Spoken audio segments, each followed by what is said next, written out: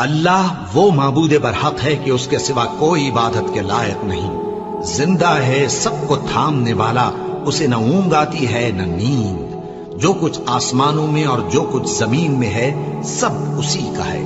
कौन है कि उसकी इजाजत के बगैर उससे किसी की सिफारिश कर सके?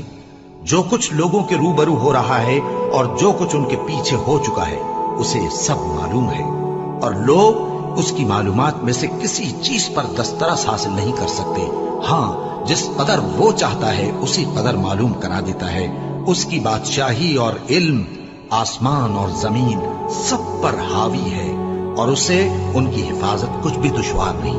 वो बड़ा आली रुतबा है, जलीलुल कद्र है।